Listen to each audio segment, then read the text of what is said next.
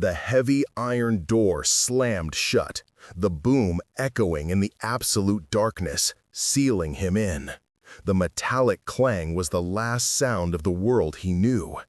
He fell forward onto the damp, uneven stone, the impact jarring his already bruised ribs. A low growl rumbled from the opposite corner of the cell, a sound so deep it vibrated through the floor and straight into his teeth. He scrambled backward, his hands sliding through something wet and viscous, his heart seizing in his chest. Terror, cold and sharp, clamped down on his throat. The legends were true. The Stonefang Pack didn't just take prisoners, they fed them to their monster. And he, Caden of Silvermoon, was the offering. Wait, before the next revelation unfolds, if this mystery has already captivated you, let us know where you're following this story from.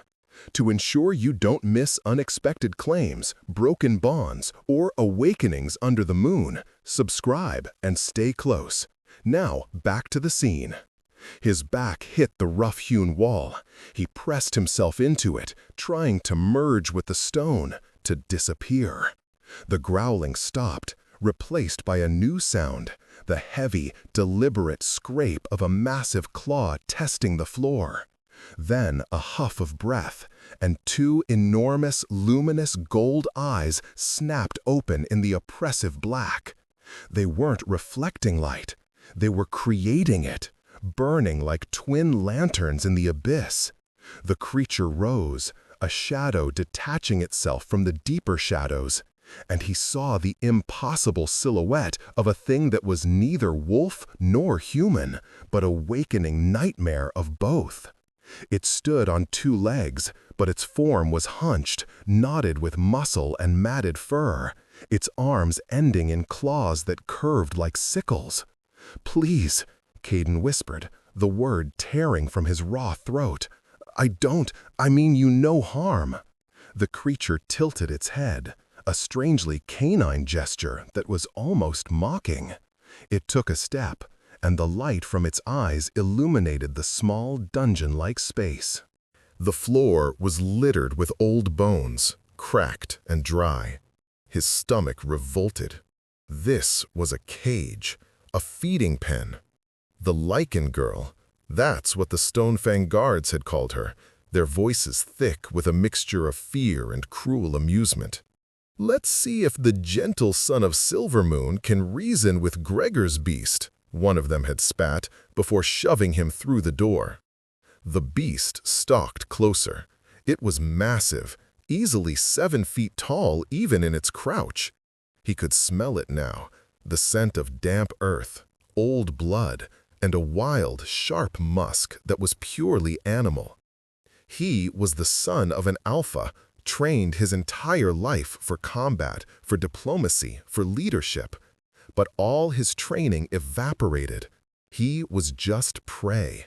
He squeezed his eyes shut, bracing for the inevitable, for the tearing of flesh and the crushing of bone. He thought of his father, Alpha Theron, and the look of disappointment that had become so familiar. He had failed. He had been captured on a peace envoy, a foolish, naive attempt to bridge the gap between their packs, and now he would die for it. But the killing blow didn't come. Instead, he felt a hot, damp breath wash over his face. He flinched, opening his eyes. The creature was inches away. Its face was a terrifying mask of lupine features, a shortened snout, sharp fangs that jutted past its lips, and those terrible, intelligent golden eyes. It was staring at him, not with rage, but with a piercing, unnerving curiosity. It sniffed his cheek. Then, its massive, clawed hand, a grotesque parody of a human hand, rose. Caden pressed himself harder against the wall, his heart threatening to burst. The claws hovered over his chest, right where his heart hammered. He could feel the heat radiating from them. Go on, he breathed, a tear of pure terror tracing a path through the grime on his cheek. Just make it quick." The creature growled low in its throat, a questioning sound. Its gaze dropped from his eyes to his tunic, specifically to the pocket over his ribs. It sniffed again, more insistently this time, its nose twitching. Caden's mind blanked. What did it want? His fear was so absolute it had turned into a strange, detached numbness. He'd been traveling for 3 days before his capture. His hand, shaking violently, went to the inner pocket of his tunic.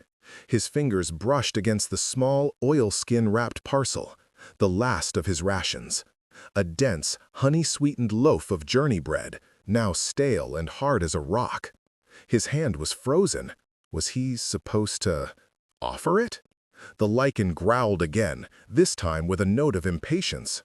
It nudged his pocket with its snout, a surprisingly gentle tap that nonetheless almost knocked the wind out of him.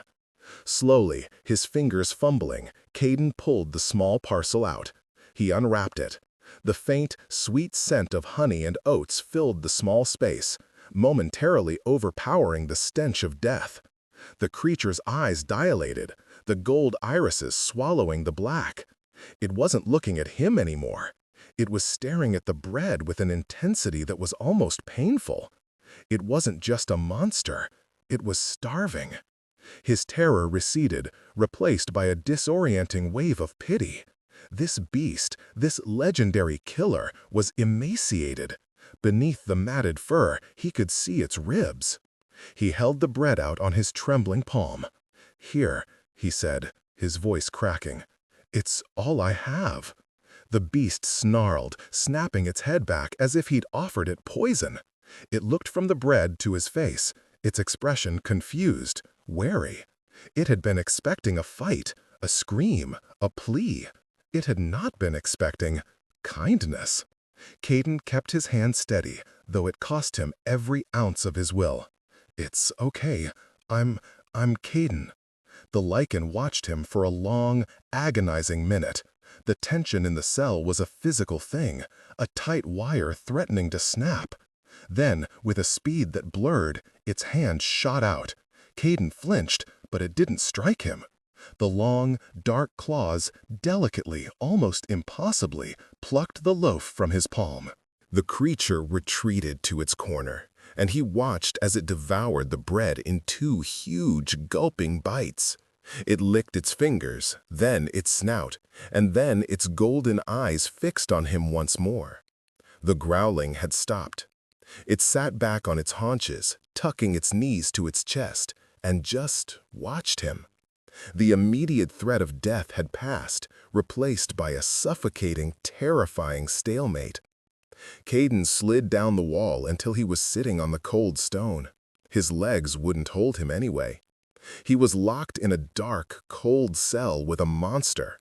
But the monster had accepted his food. "So," Caden whispered into the darkness, his own voice sounding alien, "what happens now?"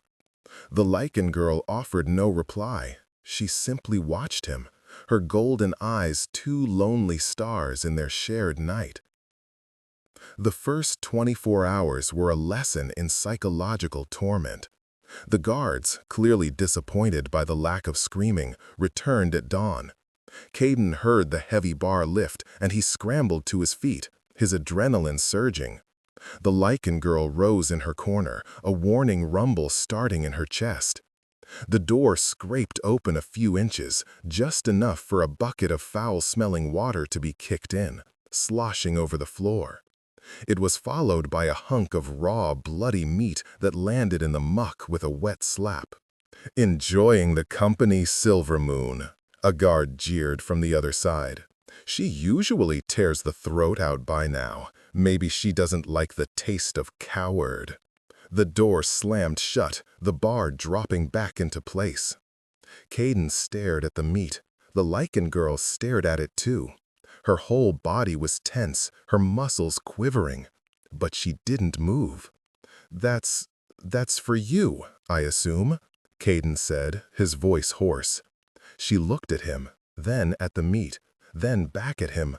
She was clearly hungry, but the offering of bread had changed the dynamic. She seemed to be waiting. For permission? It's okay, he said, trying to keep his voice calm. You should eat. She crept forward, sniffing the meat. She nudged it with her nose, then looked up at him again, a strange, guttural whine in her throat. I'm not going to take it, he assured her. Only then did she grab the meat, retreating to her corner to eat, tearing at it with her fangs. Caden turned away, his stomach heaving. He dipped the edge of his torn tunic into the bucket of water and, ignoring the smell, drank from the saturated cloth. It was a humiliating, desperate act. He was an alpha's son. He'd been raised on principles of honor, strength, and integrity. And here he was, sharing a cage with a beast, grateful for filthy water. He was a political prisoner, a bargaining chip. His father would be negotiating, surely. But Alpha Gregor of the Stonefang Pack was a brutal, pragmatic man. He wouldn't negotiate. He would posture and threaten, and Caden was the leverage. He spent the day talking. It was either that or succumb to the madness of the silence.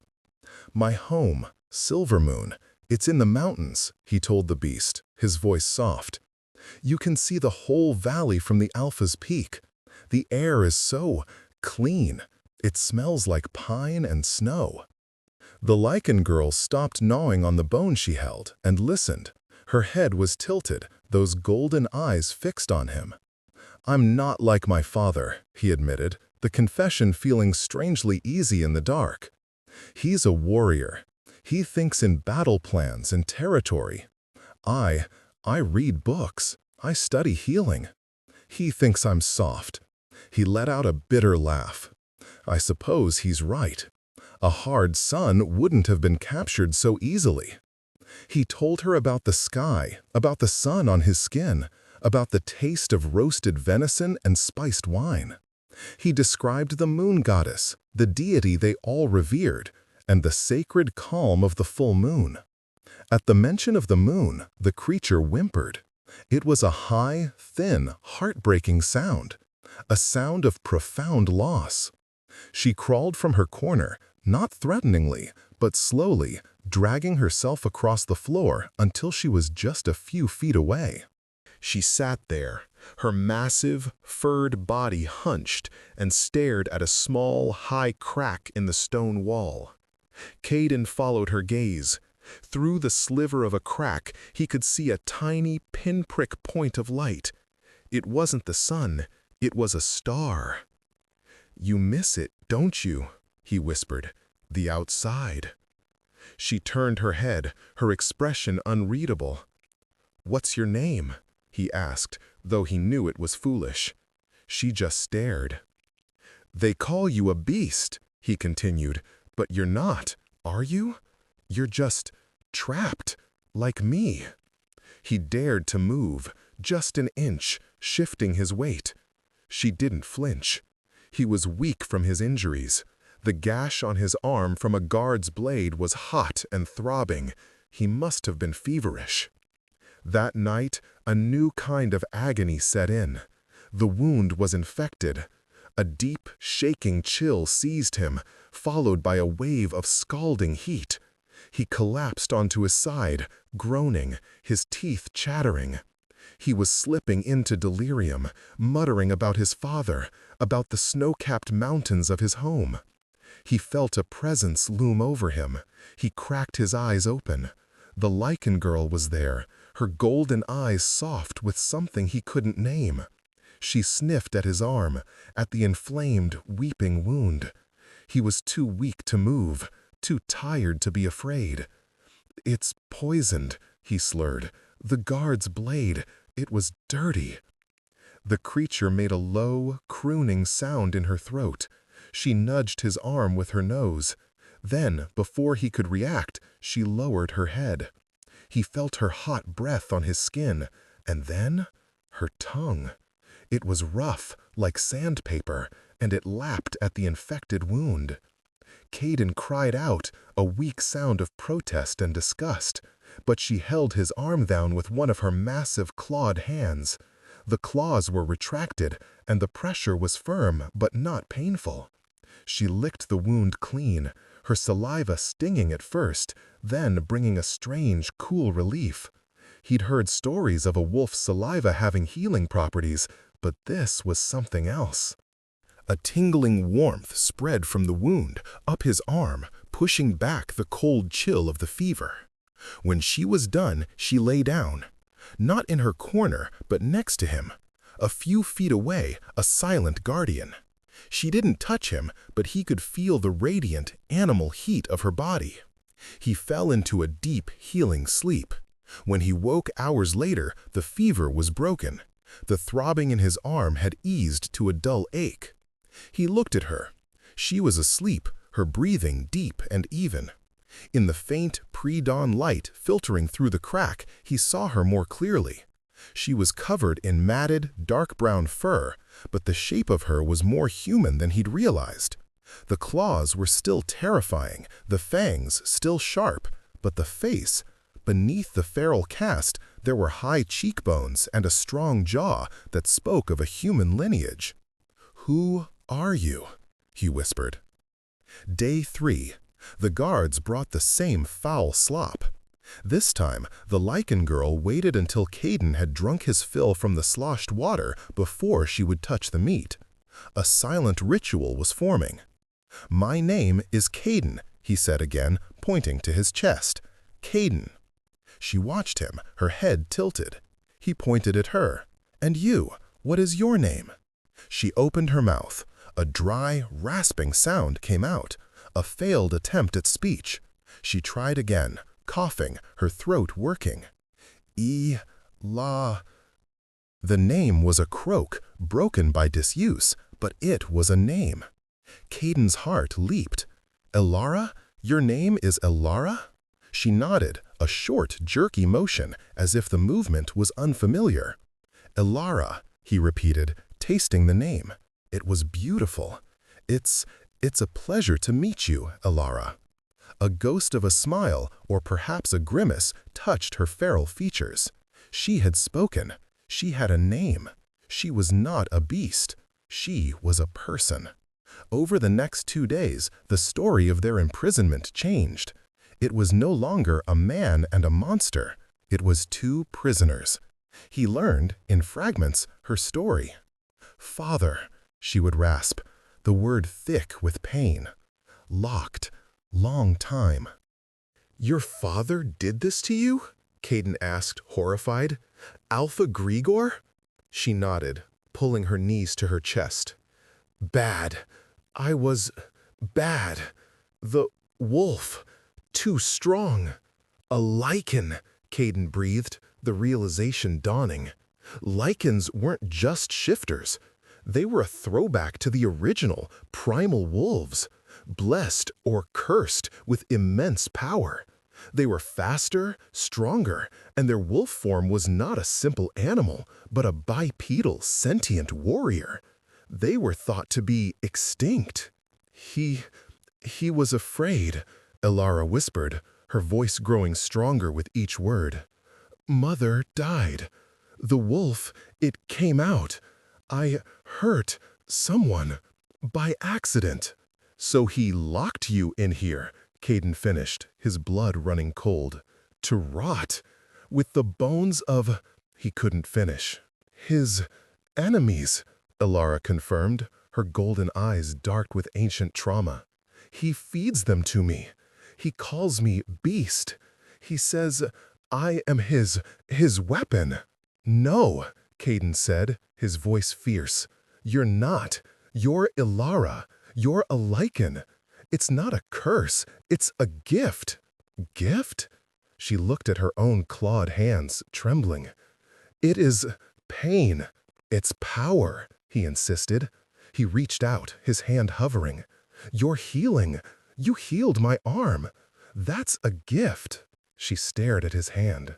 Slowly, as if lifting a mountain, she raised her own. Her dark, sharp claws hovered over his pale human fingers. She was shaking. He saw the terror in her eyes, not of him, but of herself. She was afraid to touch him, afraid she would tear him apart. "It's okay," he said softly. "I trust you." He closed the distance, laying his hand flat against her palm. Her skin was rough, calloused, but warm. Her claws rested against his wrist, deadly and still. He covered her hand with his other, sandwiching her terrifying appendage between his. A small, choked sob escaped her. It was the most human sound he had heard from her yet. He had offered her bread, and she had spared him. He had offered her his name, and she had given him hers. Now he offered her touch, and in return, she gave him her trust. The dynamic in the cell had shifted entirely. When the guards came, Ilara no longer rumbled. She stood, silent and imposing, between Caden and the door. She was no longer a feral monster. She was a guardian. The guards felt it too. Their taunts became nervous, their movements jerky. They didn't linger. They threw the food and water in and slammed the door, their fear palpable. On the fifth day, Caden found a new strength. His softness, his empathy, had done what no warrior could. It had reached the girl inside the beast. He was weak, yes. He was a prisoner, but he was not a coward, and he was not alone. "When we get out of here," he told her, his voice low and determined. Ilara looked at him, hope and fear warring in her eyes. "Out?" "Yes," he said. "My father will come. Or we'll find a way. I'm not going to let him keep you in here, I promise you." She looked at his hand, still holding hers. She didn't speak. She just gave his fingers the slightest, most hesitant squeeze. It was an answer and a promise of her own. The quiet of their makeshift life was shattered on the sixth day.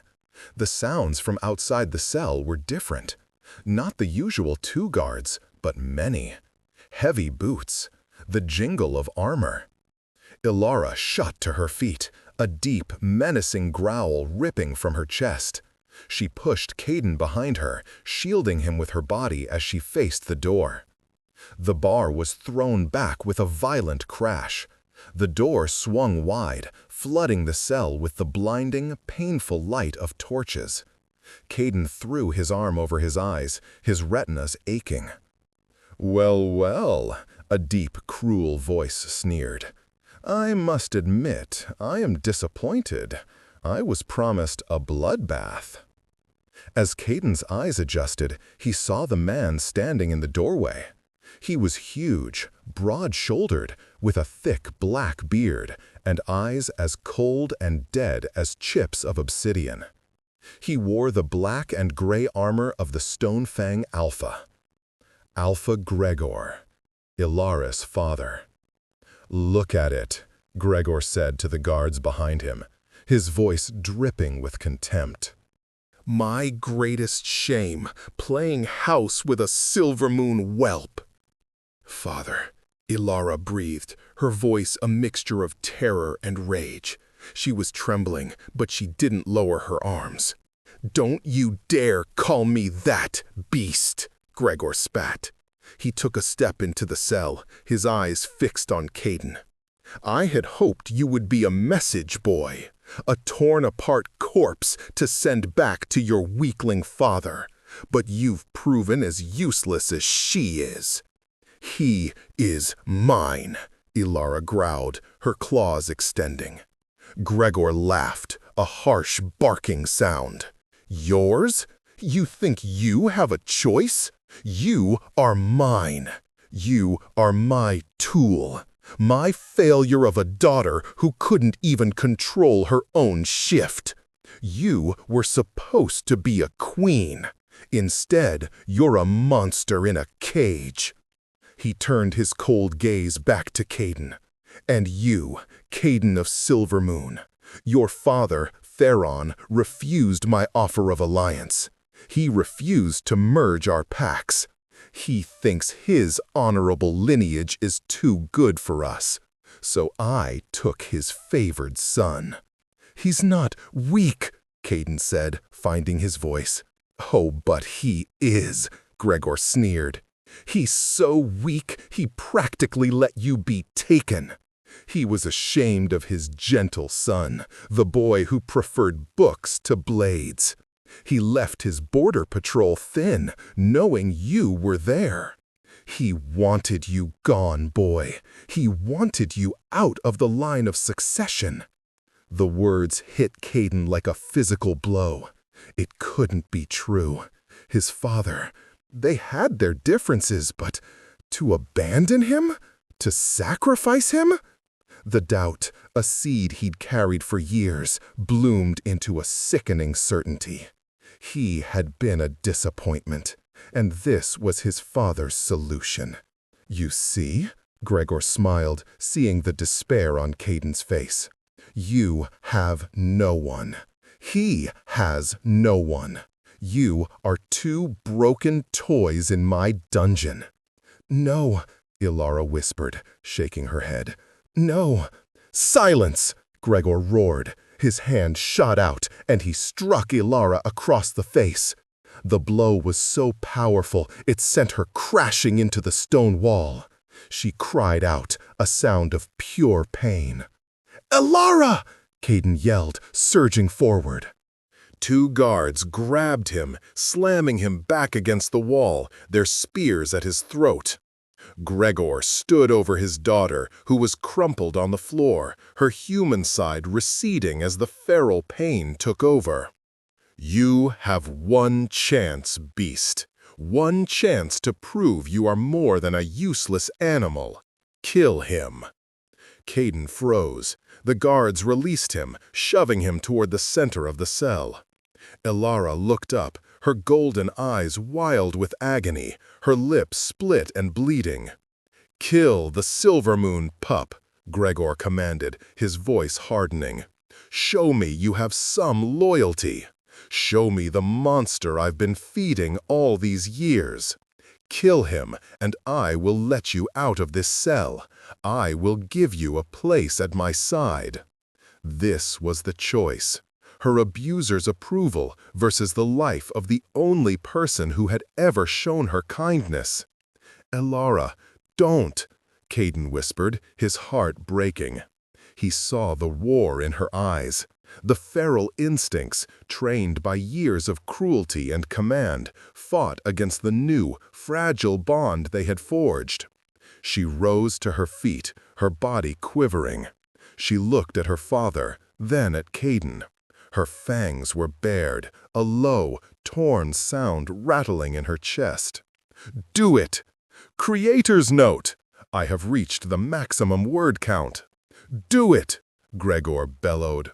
Ilara snarled, her eyes locking on Caden. He saw the moment the decision was made. He saw the feral instinct win. He closed his eyes, his father's betrayal a cold weight in his stomach. He was going to die. "It's okay, Ilara," he whispered. "Be free." He heard her lunge, a terrifying roar of power. He braced for the impact. But it never came.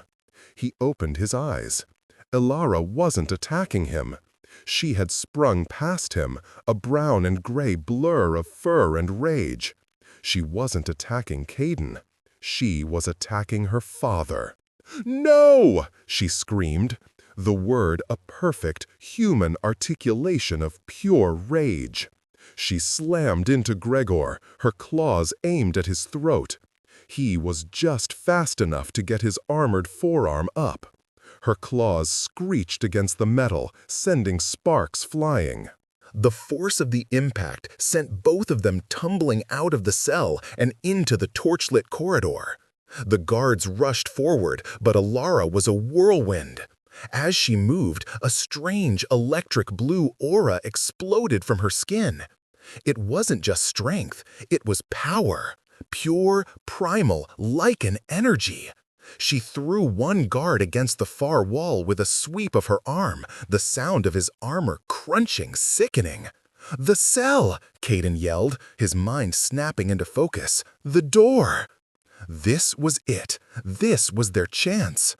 Gregor roared, shoving Alara off him. He drew his massive broadsword.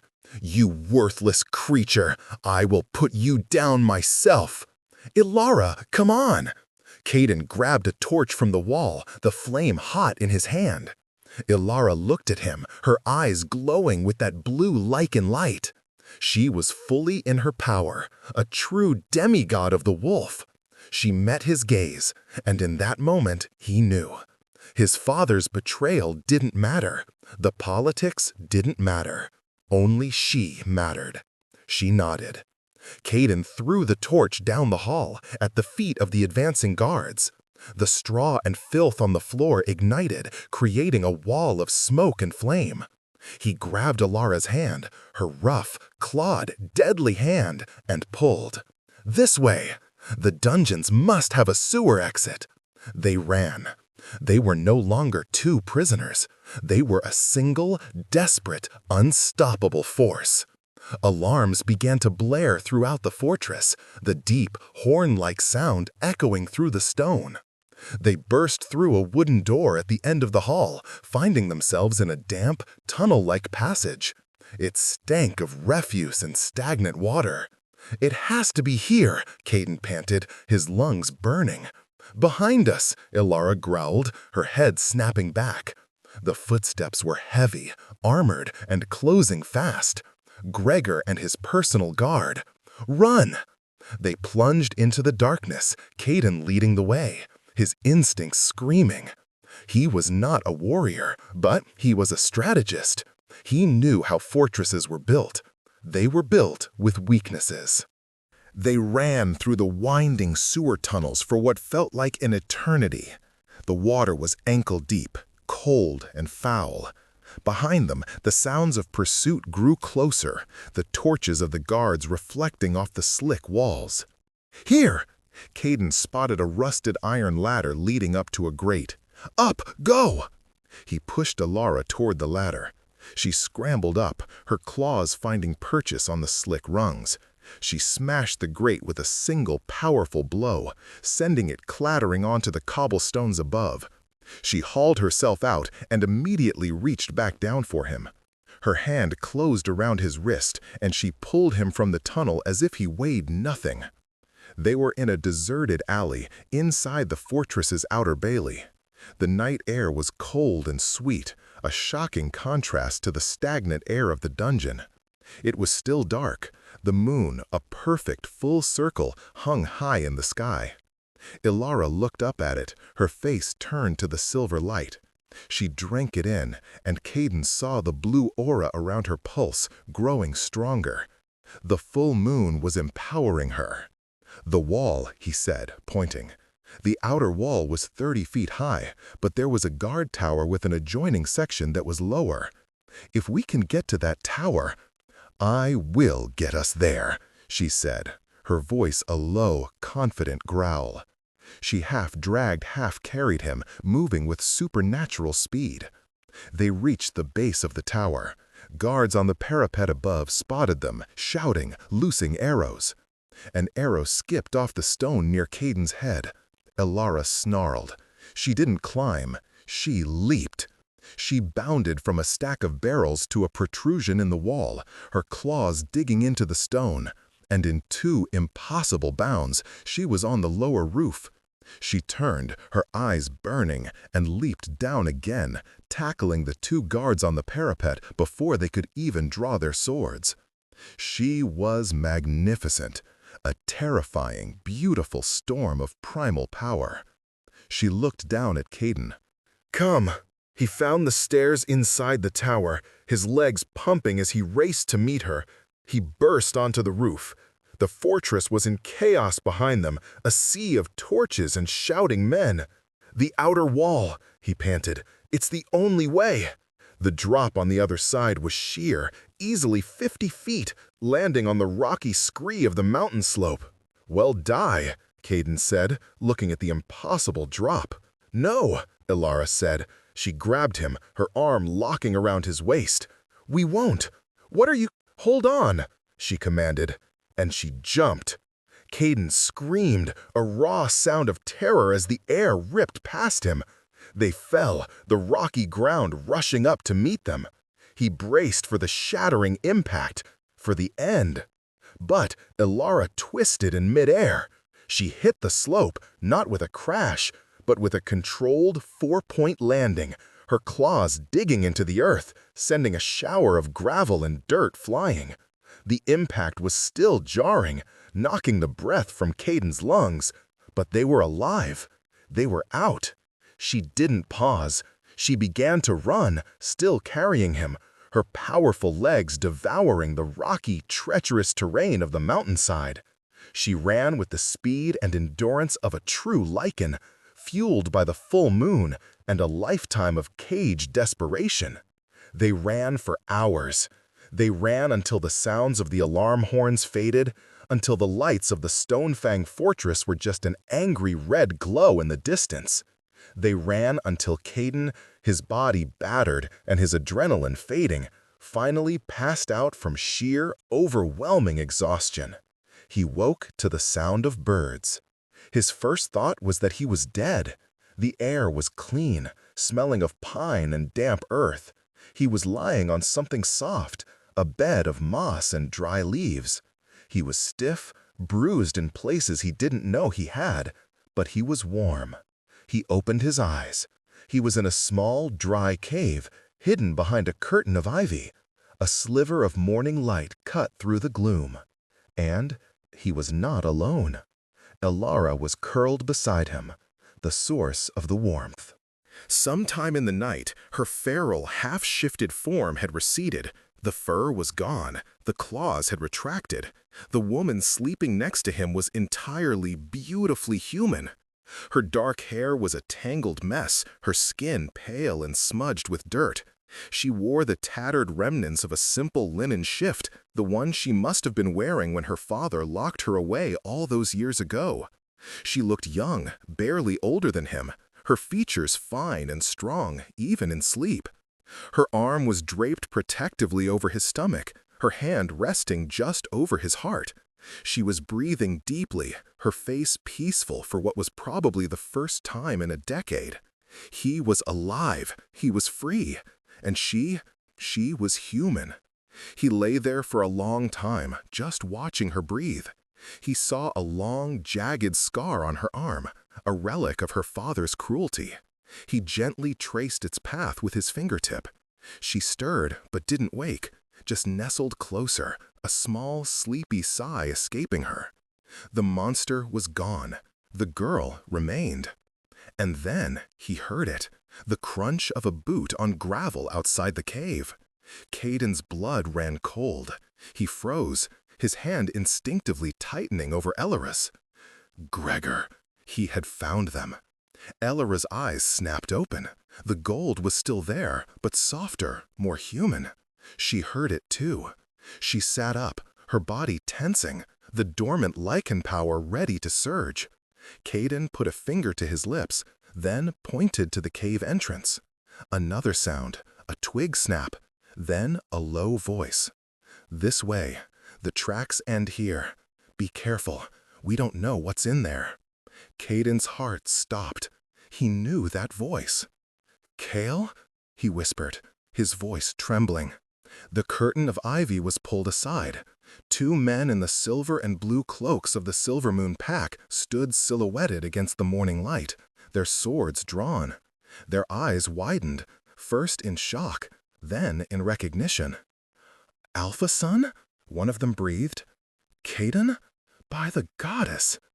It was Kale, his father's beta, and with him Elian, the head of the patrol. Kale! Caden tried to stand, but his legs were too weak. The two warriors rushed in, sheathing their swords. You're alive! We tracked you for days. We thought, after Gregor's men. Kale stopped, his gaze falling on Elara, who had scrambled to the back of the cave, pulling her tattered shift around her, her eyes wide with fear. Kale's hand went back to his sword. Alpha Son, get behind me. What is that? No! Caden shoved himself in front of Elara, shielding her. Stop! She's not! She's with me! She saved me! Caden, that's a stone fang, Elian said, his voice hard. Step aside. I said no. Caden's voice didn't crack. It held a note of command he didn't know he possessed. She is Ilara. She is the one who got me out. She is under my protection. Kale and Elian stared, confused. They were looking at their soft alpha son, bruised and filthy, standing in a cave, protecting a half-wild woman from them. Son?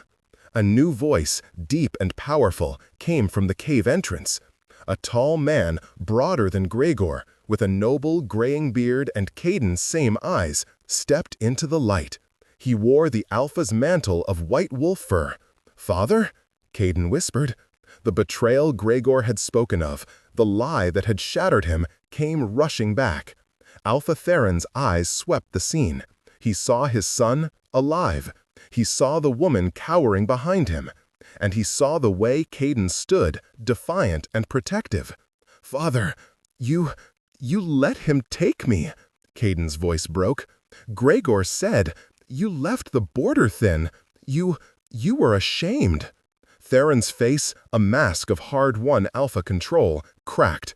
He strode forward and pulled Caden into a crushing embrace. Caden was too stunned to react. "I have not slept in 6 days." Theron's voice rumbled, thick with emotion. "I tore a path through the Stonefang territory. Gregor's lies are as black as his heart. Caden, ashamed? I have never been more proud. But I was terrified." He pulled back, his hands on Caden's shoulders. "You are my son, my heir. The softness I mistook for weakness? It's your strength. I see that now. It took me too long to see it." The relief was so profound, Caden's legs finally gave out. "And who?" Theron said, his voice gentle as he looked over Caden's shoulder at Ilara. "Who is this?" "This is Ilara," Caden said, his voice hoarse. He didn't know what to say. That she was a monster? A girl? A prisoner? He looked back at her. She was watching the Alphas, her golden eyes filled with a lifetime of fear. Caden made his choice. He reached back, his hand finding hers. He pulled her gently forward, out of the shadows. She flinched in the light, but she came. "This is Ilara," Caden said again, his voice clear and strong, echoing in the small cave. "She is the Lycan of Stonefang, and she is my mate." Kyle and Elian gasped. Alpha Theron's eyes widened. Ilara herself looked at Caden, her eyes wide with shock. She hadn't known. But as Caden said the word, she felt it. A click, a bond that had forged in the dark, in the shared bread and the shared trust. It was true. Theron looked at the girl, truly looked at her. He saw the power simmering beneath her skin, the ancient trauma in her eyes, and the fierce, protective way she held onto his son's hand. He saw the truth of the mate bond. "Then she is Silvermoon," Theron declared, his voice leaving no room for argument. He stripped his own heavy, fur-lined cloak from his shoulders and draped it over Ilara. It enveloped her, a symbol of protection, of belonging. Ilara touched the soft fur, her eyes filling with tears. "We must go," Kyle said, his voice urgent. "Gregor's patrols are still out. They're hunting." "Let them hunt," Theron growled, his hand falling to the hilt of his sword. "They will not like what they find."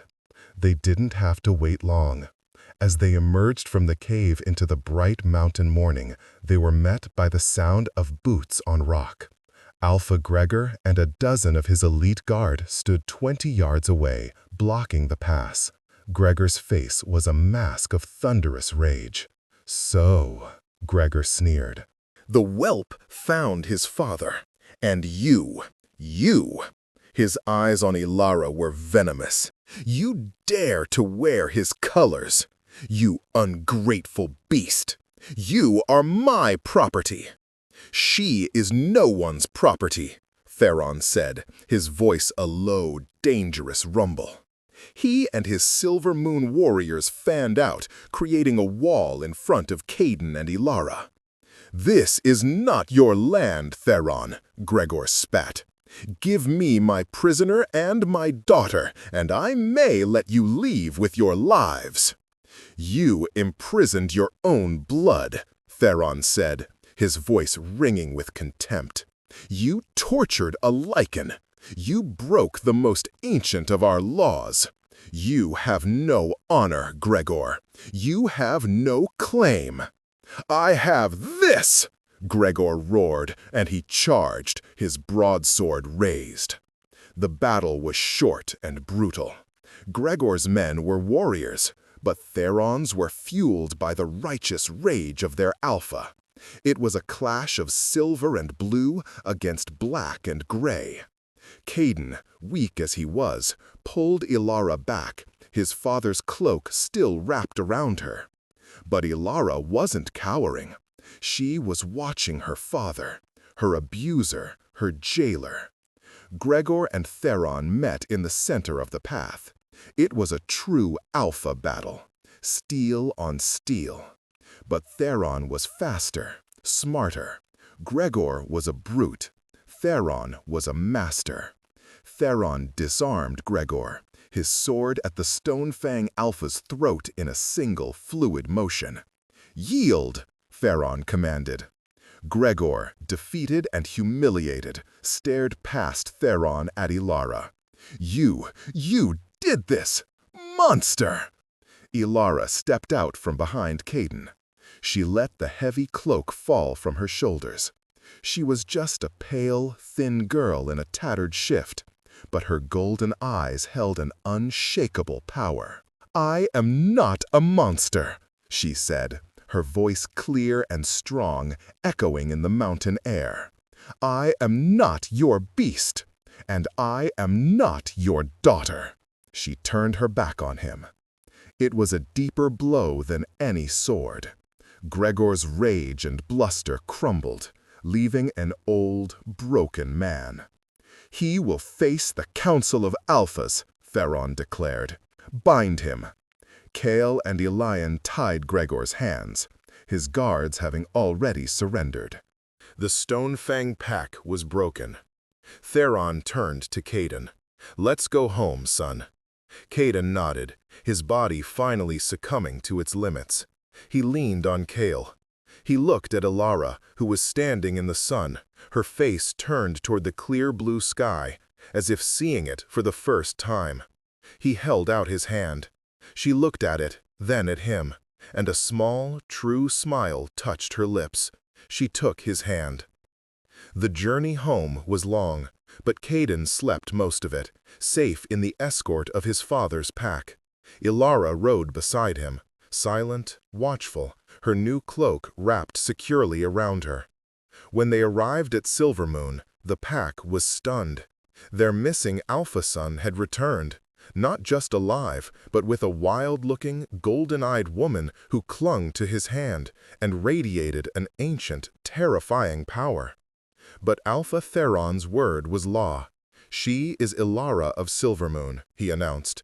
"She is my son's mate. She will be honored." The pack, wary but obedient, accepted. The following weeks were a slow, quiet healing. Ilara was given rooms adjoining Caden's. At first, she wouldn't sleep in the bed, preferring the floor in the corner. She was startled by small sounds, and she ate as if every meal was her last. Caden stayed with her. He read to her, just as he had in the cell, his voice a calming balm. He brought her new, soft clothes, which she examined with cautious curiosity. He walked with her in the pack's gardens, teaching her the names of flowers. He was no longer just the gentle son. He was the man who had faced the Stonefang beast and returned with a mate. He was the heir who had shown a different kind of strength. His father watched him, his pride evident in every glance. Caden had found his power, not in a blade, but in his heart. One evening, weeks later, Caden was sitting on his balcony, watching the sunset paint the mountain peaks in hues of orange and purple. The door opened. Ilar stepped out. She was wearing simple jeans and a soft wool sweater, her dark hair clean and brushed, falling in waves down her back.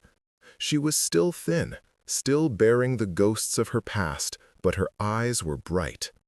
She walked to the railing, standing beside him. They watched the sky in comfortable silence. "It's beautiful," she whispered, her voice still a little rough, but full of wonder. I never knew the sky had so much color." "It's different every night," he said, smiling. She looked at him, her golden eyes soft in the twilight.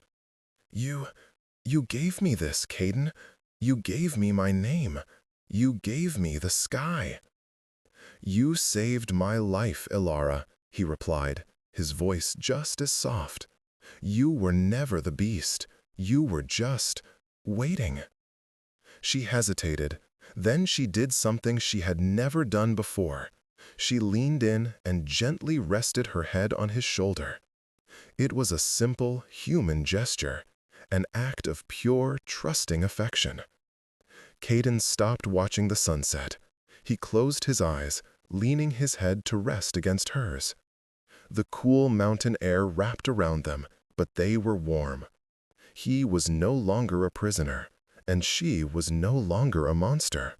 They were just Caden and Ilara, and they were home.